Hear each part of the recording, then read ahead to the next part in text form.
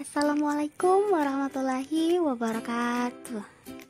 Selamat pagi anak-anak Ibu Ulfah yang cantik-cantik, yang ganteng-ganteng, yang soleh dan solehah. Kemarin kita sudah perkenalan. Hari ini kita mulai pembelajaran. Pembelajaran tematik tema 1 hidup rukun, mata pelajaran PPKN. Sumber materi yang kita pelajari itu dari buku Bupena dan LKS ya anak-anak. Nah, ini sudah Ibu rangkumkan halaman berapa saja yang menjelaskan materi PPKN di Bupena dan di LKS. Nah, ini untuk Bupena ya, atau Bu Petik. Ada 4 subtema. Di LKS ini adalah halamannya, kalian bisa lihat sendiri ya. PPKN, ada yang tahu apa itu PPKN? Ya, PPKN itu singkatan dari Pendidikan Pancasila dan Kewarganegaraan. Mengapa kita wajib mempelajari ilmu PPKN? Ada yang tahu mengapa? Ya, dengan kita mempelajari ilmu PPKN, kita akan mengetahui dan memahami tentang bangsa dan negara Indonesia. Karena kita terlahir di negara Indonesia, maka kita wajib mengetahui hal yang paling dasar mengenai bangsa kita. Kemudian, dengan kita mempelajari ilmu PPKN, kita memiliki rasa cinta tanah air yang tinggi, memiliki kesadaran untuk menjaga kemerdekaan bangsa Indonesia, juga memiliki perilaku yang mencerminkan Pancasila. Sampai di sini paham ya anak-anak, mengapa kita wajib mempelajari ilmu PPKN?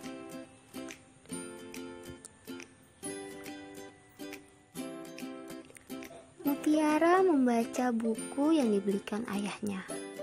Perhatikan sampul bukunya. Anak-anak, coba lihat sampul buku Mutiara. Ya, di sampul buku Mutiara itu ada gambar. Gambar apakah itu anak-anak? Nih, ya, kalian bisa lihat. Di sampul buku Mutiara itu ada gambar burung Garuda Pancasila. Ya, jadi kalian sudah tahu kan apa yang akan kita bahas di materi PPKN ini. Betul sekali. Kita akan membahas tentang Pancasila. Adapun yang harus kalian pahami dan kuasai yaitu simbol lambang dari sila Pancasila, bunyi dari Pancasila, dan penerapannya atau perilaku yang mencerminkan Pancasila di kehidupan sehari-hari. Karena kita terlahir di negara Indonesia, maka kita wajib mengetahui hal terdasar mengenai bangsa kita. Nah, hal dasar apa itu? Yaitu Indonesia merupakan negara kesatuan. Dasar negara Indonesia adalah Pancasila. Lambang negara Indonesia adalah Garuda Pancasila. Ya, jadi anak-anak, lambang negara kita itu adalah Garuda Pancasila. Dan dasar negara kita adalah Pancasila. Jangan sampai ketukar ya. Nanti kalau misalnya ada soal apa lambang negara Indonesia, jadi jawabannya adalah Garuda Pancasila. Dan apa dasar negara Indonesia? Nah, dasar negara Indonesia adalah Pancasila. Lihatlah perisainya. Ayo, yang mana yang disebut perisai? Coba tunjuk. Iya, betul. Ini adalah perisai. Perisai itu membuat simbol dari sila-sila. setiap sila dilambangkan dengan simbol yang berbeda. Nah, kalian perhatikan ini. Ini perisai. Di perisai ini memuat apa? Simbol atau gambar ya. Jadi setiap simbol atau gambar ini dilambangkan dengan simbol yang berbeda.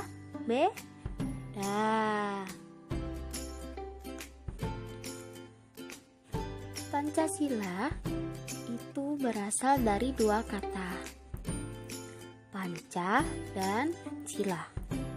Panca itu artinya 5 dan sila artinya dasar atau aturan. Jadi anak-anak, Pancasila adalah 5 dasar atau 5 aturan yang harus kita terapkan dalam kehidupan sehari-hari. Ya, sekarang kita akan membahas simbol dari Pancasila. Kita tahu ya, kelima sila Pancasila itu memiliki simbol yang berbeda-beda. Sila pertama, simbolnya apa anak-anak? Ya, simbolnya adalah bintang. Diingat ya anak-anak, nanti kalau ada pertanyaannya, apa simbol dari sila pertama? Jawabannya apa? Iya, simbolnya adalah bintang. Ini adalah sila kedua, simbolnya apa anak-anak? Ya, simbolnya adalah rantai emas. Sila ketiga, simbolnya adalah pohon beringin. Sila keempat adalah simbolnya kepala banteng. Sila kelima, simbolnya adalah padi dan kapas. Ya, simbolnya sudah tahu ya anak-anak. Kita sudah mengetahui simbol dari kelima sila Pancasila. Sekarang kita masuk ke bunyi sila Pancasila. Kelima Pancasila itu memiliki bunyi yang berbeda-beda. Di mana kita sering mengucapkan kelima Pancasila itu?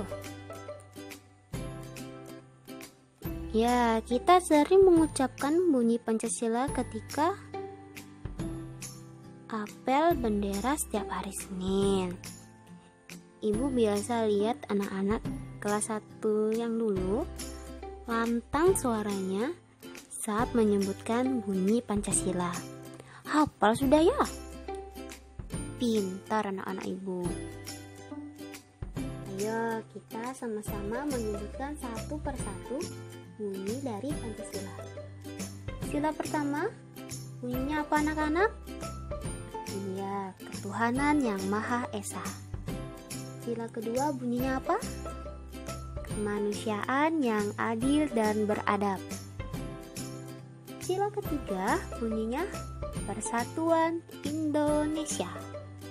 Sila keempat bunyinya kerakyatan yang dipimpin oleh hikmat kebijaksanaan dalam permusyawaratan perwakilan. Sila kelima bunyinya adalah keadilan sosial bagi seluruh rakyat Indonesia. Itu tadi adalah bunyi dari sila Pancasila. Jangan lupa dihafalkan ya anak-anak.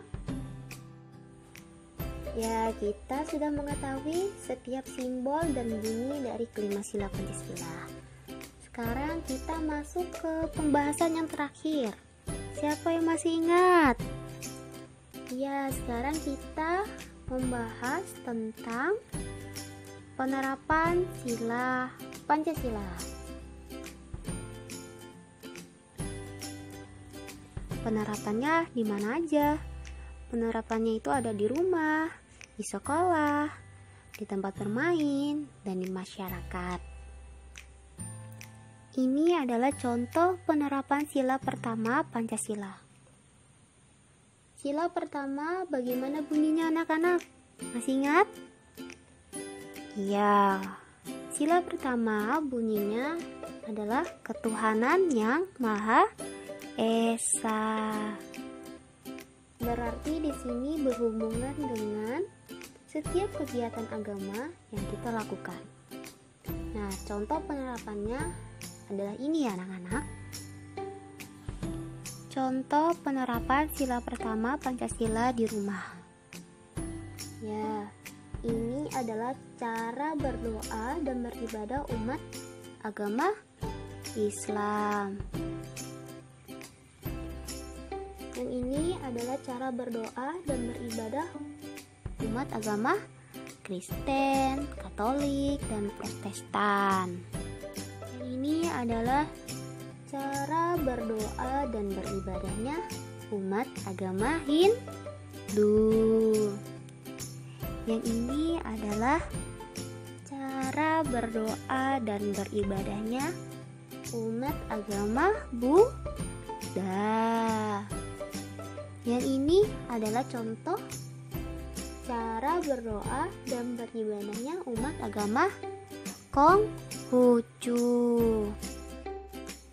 Di sekolah penerapannya yaitu berdoa sebelum belajar.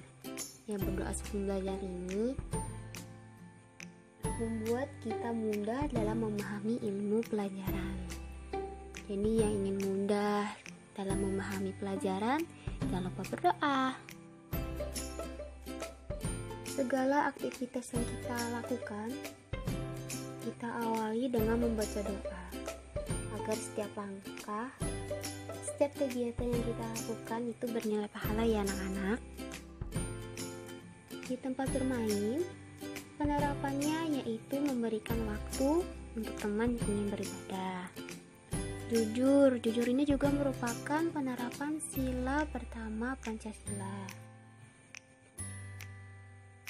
Tempat di masyarakat, penerapannya yaitu menghormati perbedaan agama dengan tetangga.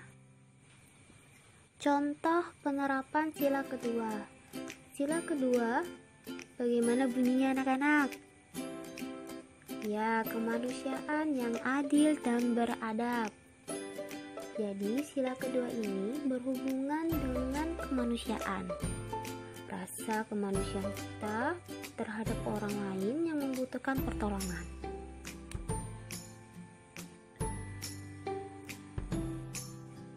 Penerapannya di rumah yaitu membantu adik atau kakak belajar.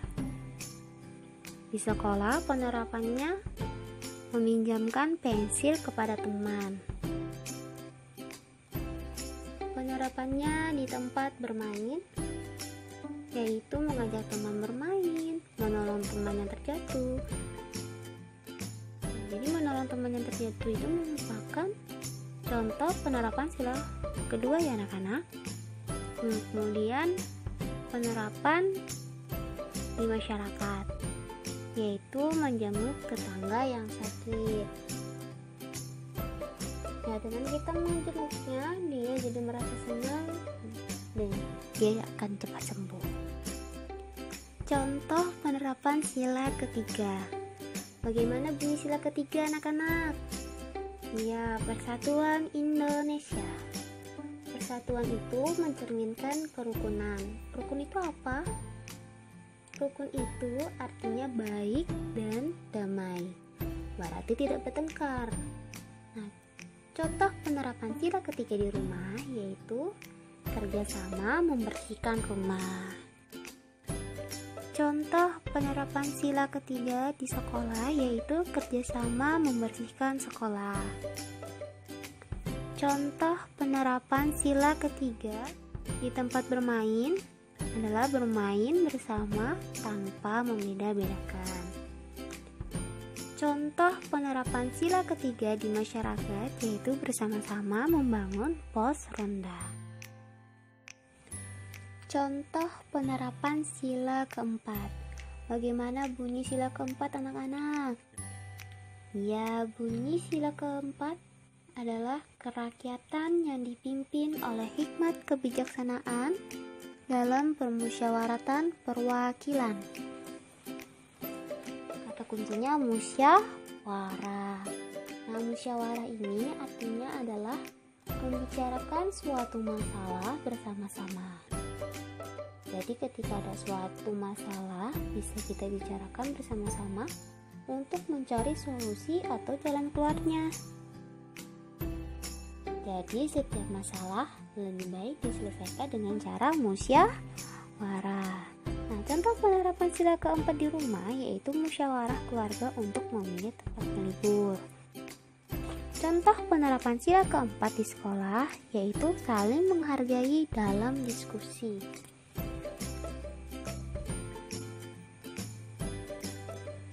Contoh penerapan sila keempat di tempat bermain yaitu bermusyawarah memilih permainan yang akan dimainkan, kemudian mendengarkan usulan teman.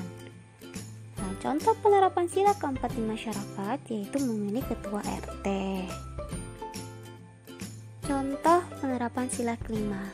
Bagaimana bunyi sila kelima, anak-anak? Ya, bunyi sila kelima adalah keadilan sosial bagi seluruh rakyat Indonesia. Nah, di sini contoh penerapan sila kelima di rumah yaitu pandai membagi waktu belajar dan bermain. Contoh penerapan sila kelima di sekolah yaitu bersikap positif dalam pertandingan. Contoh penerapan sila kelima di tempat bermain yaitu memuji kehebatan teman saat bermain. 2. Bermain sesuai giliran. Contoh penerapan sila kelima di masyarakat yaitu membuka usaha untuk masyarakat sekitar. Tutup. Ya, ini adalah rangkuman kecil yang Ibu buat untuk memudahkan kita memahami penerapan dari kelima sila Pancasila.